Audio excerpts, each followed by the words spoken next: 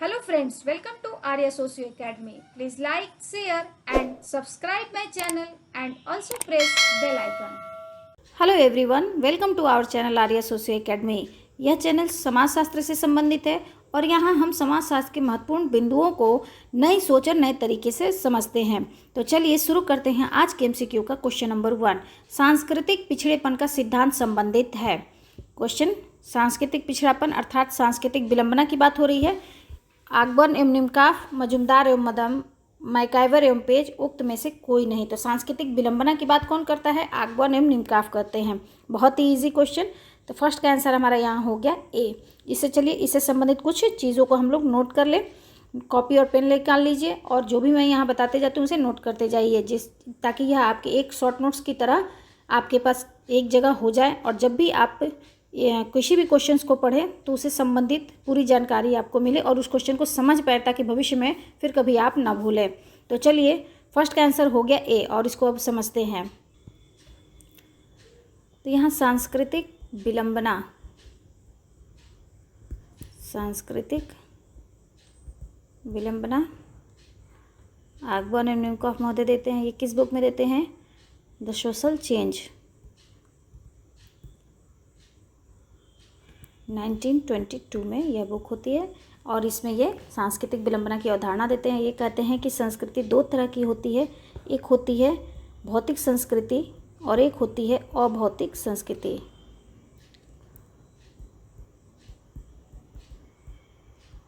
अभौतिक संस्कृति, भौतिक संस्कृति को क्या है, हम देख सकते हैं, छू सकते हैं, माप सकते हैं, और अभौतिक संस्कृति को ना ही देख सकते हैं, ना छू सकते हैं, ना माप सकते हैं, इसे सिर्फ हम अनुभव कर सकते हैं। तो ये कहते हैं कि भौतिक संस्कृति क्या है, यह आगे बढ़ जाती है और अभौतिक संस्कृति वहीं की वहीं रह जाती है। जैसे हम मटेरियल कल्चर को रोज़ नए नए आविष्कार हो रहे हैं, रोज़ नई नई तकनीकें आ रही हैं। तो जहाँ पहले हम रेडियो से इस्तेमाल करते थे, अब धीरे धीरे हम क्या है, थिएटर की तरफ भी बढ़ गए हैं। बहुत सारी चीज़ें, बहुत सारी तकनीकें आ गई, लेकिन क्या है, हमारी परंपराएं, विचार, विश्वास, मूल्य वहीं के वहीं हैं। तो ये कहते हैं कि अभौतिक संस्कृति है वो क्या है, यहीं रह जाती है और भौतिक संस्कृति आगे निकल जाती है। तो इसलिए इसे ही कहते हैं ये सांस्कृतिक विलंबना। तो सांस्कृतिक विलंबना से संबंधित वीडियो बना हुआ है, वहाँ इसे देखिएगा और बहुत इजीली इसको समझ सकते हैं। तो फर्स्ट का आंसर हम लोगों ने देखा यहाँ ए। नेक्स्ट क्वेश्चन नंबर 2, प्राथमिक समूह की अवधारणा कूले ने प्रस्तुत किया। 1902 में, 1909 में, 1905 में, 1922 में। तो प्राथमिक समूह की अवधारणा कूले महोदय देते हैं और इनकी यह बुक आती है सोशल ऑर्गेनाइजेशन, सोशल ऑर्गेनाइजेशन। इनकी यह बुक 1909 में आती है, तो इसलिए हमारा आंसर हो जाएगा यहाँ बी आंसर हो गया। इसमें यह प्राथमिक समूह की अवधारणा देते हैं, प्राथमिक समूह की अवधारणा देते हैं। और इसमें एक और चीज़ नोट कर लीजिए, पीजीटी में पूछा था भाई, कई बार क्वेश्चंस, यह कई एग्जाम्स में पूछा है। कितने सारे राइटर्स के बुक्स को अरेंज करने के लिए पूछता है सिस्टमेटिक ढंग से, कौन कब बुक्स प्रकाशित हुआ। तो कूले के बुक्स का फॉर्मूला याद कर लीजिएगा, होप इनका याद कर लीजिएगा। पी से इनका होता है सोशल प्रोसेस, इनकी एक बुक है जो सबसे लास्ट में आती है। ओ से हो गया आपको सोशल ऑर्गेनाइजेशन।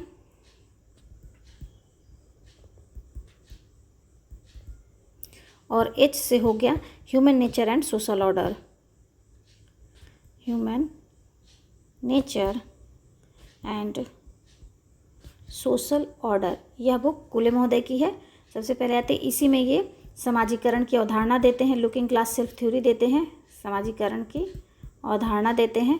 और इसके बाद से सोशल ऑर्गेनाइजेशन में समूह की बात करते हैं। सोशल प्रोसेसिंग की एक बुक है, तो यह नोट कर लीजिएगा, बहुत इंपॉर्टेंट है, कई बार एग्जामिनेशन में भी पूछा हुआ है यह। तो 2 का आंसर हम लोगों ने देख लिया यहाँ बी। नेक्स्ट क्वेश्चन नंबर 3, प्रतिष्ठा प्राप्त है। प्रतिष्ठा किसे प्राप्त होती है? ए न्यायाधीश, बी मजदूर, सी चोर, डी गुंडा।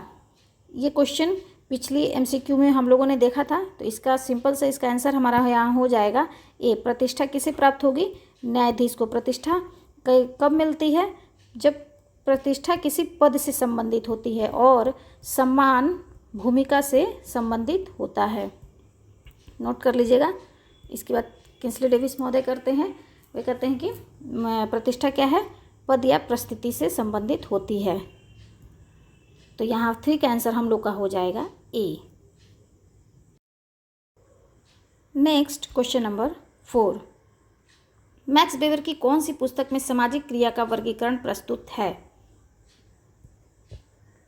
The theory of social and economic organisation, the methodology of social science, the Protestant ethic and the spirit of capitalism, the religion of India. देखिए इस क्वेश्चन से हमारे कितने काम का यह क्वेश्चन है, क्योंकि यहाँ क्वेश्चन में हमारे वेबर से संबंधित 4 बुक्स के नाम यहीं मिल गए हमें। तो ये लेकिन यहाँ पूछ रहा है कि किस बुक में ये सामाजिक क्रिया की बात करते हैं। तो सामाजिक क्रिया की यह बात the theory of social and economic organisation में करते हैं। 4 का आंसर हमारा यहाँ हो गया ए। चलिए इससे संबंधित कुछ और जानकारी हम लोग देख लेते हैं। सामाजिक क्रिया मैक्स वेबर ने दिया है, इसे ही वो समाजशास्त्र के अध्ययन में मूल मानते हैं कि समाजशास्त्र में क्या है, सामाजिक क्रिया ही मूल रूप से इसका अध्ययन किया जाता है। सामाजिक क्रिया से ही समाज का निर्माण होता है। जब दुर्खीम को देखें तो दुर्खीम समाज को महत्वपूर्ण मानते हैं, समाज को महत्वपूर्ण मानते हैं, हम लोगों ने पढ़ा है, और वह उसे वस्तुनिष्ठ रूप में देखते हैं। सामाजिक घटनाओं को वस्तुनिष्ठ रूप में देखते हैं। वो क्या कहते हैं कि समाज को सामाजिक तथ्य के रूप में कहते हैं, सामाजिक घटनाओं को सामाजिक तथ्य के रूप में मानते हैं। लेकिन यहाँ वेबर क्या कहते हैं? वेबर समाज को न महत्वपूर्ण मान के व्यक्ति को महत्वपूर्ण मानते हैं और कहते हैं कि व्यक्ति का जो वस्तुनिष्ठ अर्थ लगाता है व्यक्ति, उससे जिस उद्देश्य से, जिस वस्तुनिष्ठ अर्थ से वो क्रिया करता है, उसी से ही समाज का निर्माण होता है। इसलिए हमें इसके वस्तुनिष्ठ अध्ययन पर ध्यान देना चाहिए। तो वेबर कहते हैं कि वस्तुनिष्ठ अध्ययन पर ध्यान देना चाहिए और व्यक्ति को महत्वपूर्ण मानते हैं। कहते हैं कि अकेले व्यक्ति द्वारा ही की गई क्रिया सामाजिक क्रिया नहीं होती है। क्रिया के बारे में कहें तो ये सामाजिक क्रिया को कहते हैं कि व्यक्ति अगर अकेला है और भौतिक वस्तु के साथ वो कोई क्रिया कर रहा है तो वो सामाजिक क्रिया नहीं कही जाएगी। सामाजिक क्रिया कब कहेंगे? जब व्यक्ति किसी दूसरे व्यक्ति के साथ, अन्य लोगों के साथ अंतः क्रिया करता है। और कोई भी क्रिया ऐसी ही नहीं होती है। हर व्यक्ति के किसी न किसी क्रिया के पीछे उसका एक उद्देश्य होता है और इस उद्देश्य से वो क्या है, कोई क्रिया करता है और उस क्रिया से सामने वाले पे, अन्य लोगों पे प्रभाव जरूर पड़ना चाहिए या प्रभावित होना चाहिए स्वयं भी। तो इसे ही ये सामाजिक क्रिया कहते हैं। प्रभावित हो तब उसे जाके वेबर सामाजिक क्रिया कहते हैं। और कहते हैं कि सामाजिक क्रिया को एक महत्वपूर्ण मानते हैं जिससे समाज के निर्माण होता है। कहते हैं कि सामाजिक क्रिया को समझने के लिए वृष्टिहीन पद्धति की अवधारणा देते हैं। वृष्टिहीन पद्धति की अवधारणा देते हैं। इसे ही व्याख्यात्मक पद्धति भी कहा जाता है। व्याख्यात्मक पद्धति भी कहा जाता है। इसे ही निर्वचनात्मक पद्धति भी कहा जाता है। तो इस तरह से वेबर से संबंधित, सामाजिक क्रिया से संबंधित वीडियो बना हुआ है। वहाँ देखिए बहुत सारी आपको जानकारियाँ मिल जाएंगी। इस तरह से बहुत डिटेल में कोई भी नहीं समझा पाएगा। आप इसे नोट कर लीजिएगा और हमेशा ही आप कभी कंफ्यूज नहीं होंगे कि वेबर क्या कहना चाहते हैं, दुर्खीम क्या कहना चाहते हैं। ये सारी चीज़ें आपकी क्लियर हो जाएंगी। तो फर्स्ट का आंसर हम लोगों ने देख लिया ए। नेक्स्ट क्वेश्चन नंबर 5, ऐसा समूह जिसे व्यक्ति महत्वपूर्ण समझता है और उसे अपनी तुलना करता है वह है द्वितीयक समूह, प्राथमिक समूह, संदर्भ समूह, सांस्कृतिक समूह। जब तुलना करेगा किसी भी समूह से तो क्या हो जाएगा? संदर्भ समूह हो जाएगा। तो 5 का आंसर हमारा यहाँ हो जाएगा सी। बहुत ही इजी। इस क्वेश्चन को मैंने बहुत बार बताया है, बहुत डिटेल में बताया है।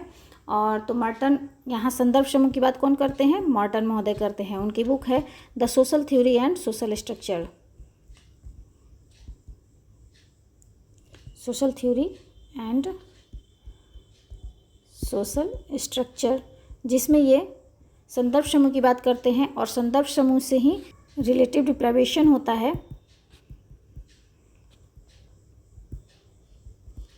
और इसी रिलेटिव डिप्राइवेशन से एंटीसिपेटरी सोशलाइजेशन होता है।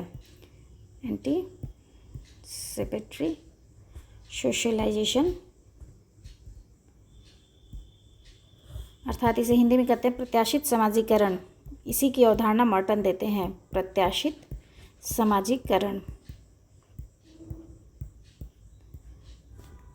जिसका हम सदस्य बनना चाहते हैं, उस समूह के मूल्यों को, उस समूह की चीज़ों को हम जब आत्मसात्मीकरण करते हैं, उसको सीखते हैं, तो उसे ही प्रत्याशित समाजीकरण कहते हैं। इसकी अवधारणा मार्टन देते हैं।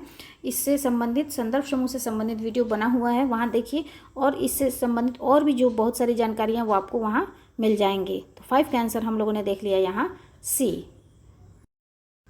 नेक्स्ट क्वेश्चन नंबर 6, स्तरीकरण के विशेषाधिकार, सम्मान तथा सत्ता से संबंधित सिद्धांत का प्रतिपादन किसने किया?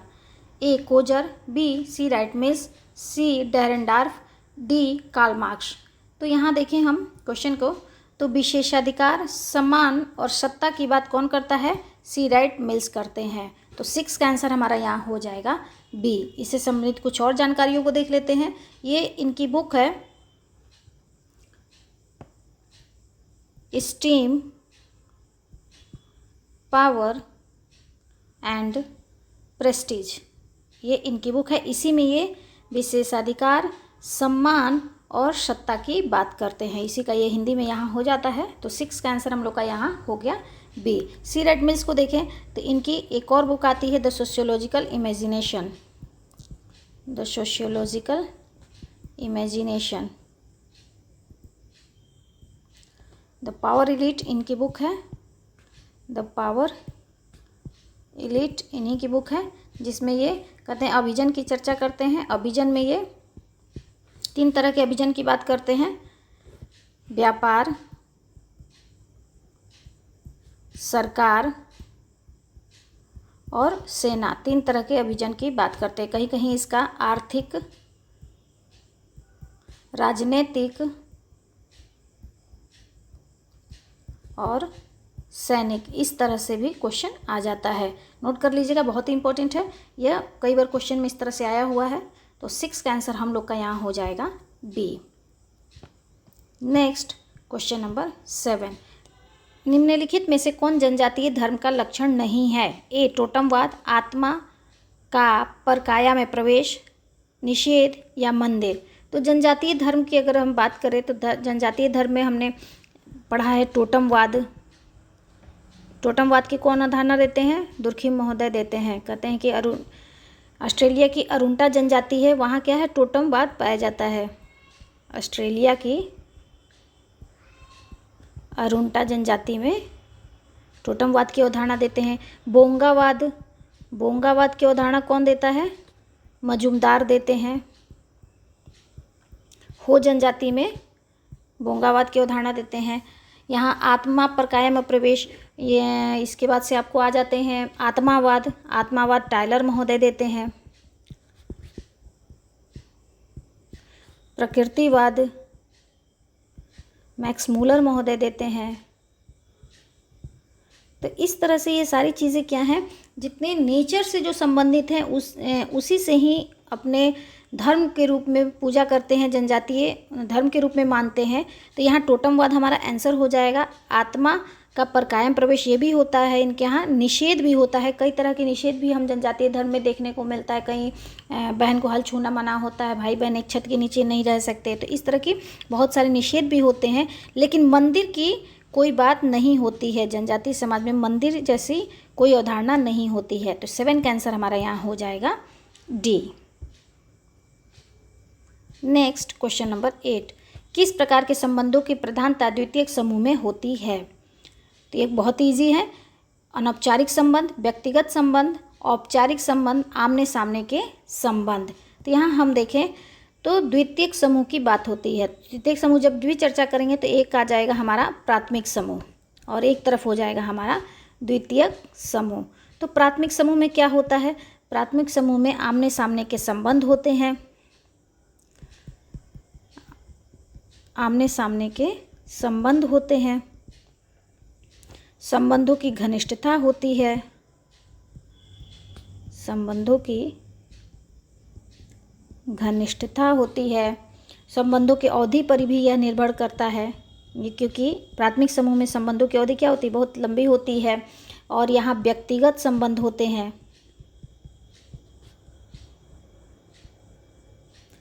यहाँ अनौपचारिक संबंध होते हैं। प्राथमिक समूह में किसी तरह की औपचारिकताएं नहीं रहती हैं। अनौपचारिक संबंध। और ठीक इसके विपरीत द्वितीयक समूह में होता है। आमने सामने का संबंध यहाँ नहीं होता है, संबंधों की घनिष्ठता नहीं होती है, संबंधों की अवधि भी बहुत कम होती है, यहाँ व्यक्तिगत संबंध नहीं होते हैं, यहाँ अनौपचारिक संबंध नहीं, यहाँ औपचारिक संबंध होते हैं। तो इस तरह से द्वितीयक समूह की यह विशेषताएं हो गई जिसे कूले महोदय ने बताया था प्राथमिक समूह में। तो यहाँ अनौपचारिक संबंध ये क्या है, प्राथमिक समूह की विशेषता है। व्यक्तिगत समूह संबंध ये भी प्राथमिक समूह की विशेषता है। औपचारिक संबंध ये क्या है, द्वितीयक समूह की विशेषता है। और आमने सामने का संबंध ये प्राथमिक समूह का है। तो 8 का आंसर हम लोगों का यहाँ हो गया सी। समूह से संबंधित वीडियो बना हुआ है, वहाँ देखिए ये सारी चीज़ें वहाँ वीडियो में मैंने बता रखी हैं, उसे आप नोट कर सकते हैं और समझ सकते हैं। तो 8 का आंसर हम लोगों का यहाँ हो गया सी। Next question number 9। यहाँ कथन और कारण दिया हुआ है, हमें बताना है कि कौन सा सही है और क्या उसकी व्याख्या है या नहीं है, या कौन सा गलत है। तो कथन कहता है कि राज्य सामाजिक नियंत्रण का साधन है, और कारण कहता है कि राज्य कानून द्वारा नियंत्रण करता है।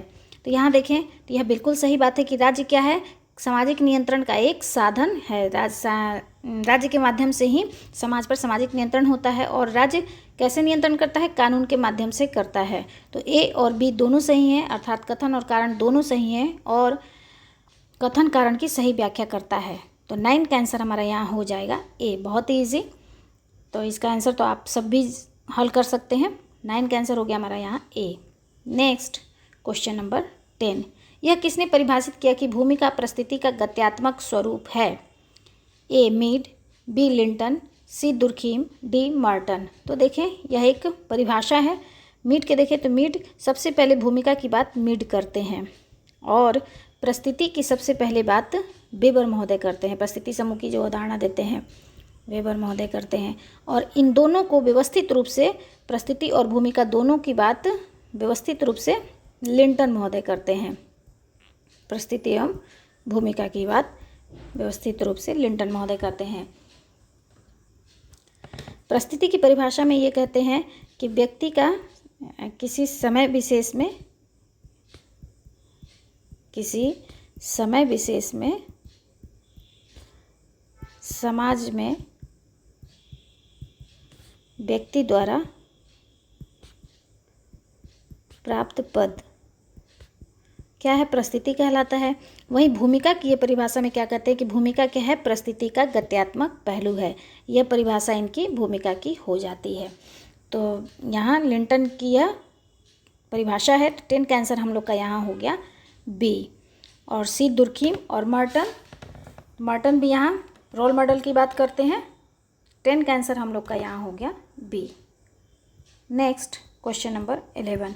निम्नांकित में से किसी ने संस्कृति ग्रहण, पारस्परिक संस्कृति ग्रहण एवं पर संस्कृति ग्रहण में भेद किया है। बिशलर, क्रोबर, हर्स्कोविट्स, लिंटन। तो हमारा आंसर यहाँ हो जाएगा 11 का सी। हर्स्कोविट्स महोदय संस्कृति ग्रहण, पारस्परिक संस्कृति ग्रहण और पर संस्कृति ग्रहण में भेद करते हैं। संस्कृति ग्रहण क्या है, संस्कृति ग्रहण किसी भी संस्कृति को हम सीखते हैं, कोई भी संस्कृति को हम सीखते हैं या किसी भी संस्कृति को, तो वो क्या है, संस्कृति ग्रहण कहलाती है। जब बचपन से हम जब जन्म लेते हैं उसके बाद से हमारा सामाजिकरण शुरू हो जाता है। और जब जो सामाजिकरण क्या है, हम संस्कृति ग्रहण करते हैं, एक तरीके से अपने समाज की संस्कृति को सीखते हैं, तो उसे हम संस्कृतिकरण भी कहते हैं।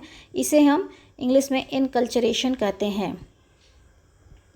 अपनी ही संस्कृति को सीखना अचेतन अवस्था में, तो ये संस्कृति ग्रहण कहलाती है। दूसरा पारस्परिक संस्कृति ग्रहण, यहाँ क्या है, दो समूहों के बीच में जब संस्कृति का आदान प्रदान होता है तो ये पारस्परिक होता है। तो यहाँ संस्कृति को लेते हैं, देते हैं, तो ये पारस्परिक संस्कृति ग्रहण कहलाता है। और पर संस्कृति ग्रहण क्या है, दूसरों की संस्कृति को सीखना, दूसरों की संस्कृति को सीखना। यहाँ माइन्यूट अंतर है।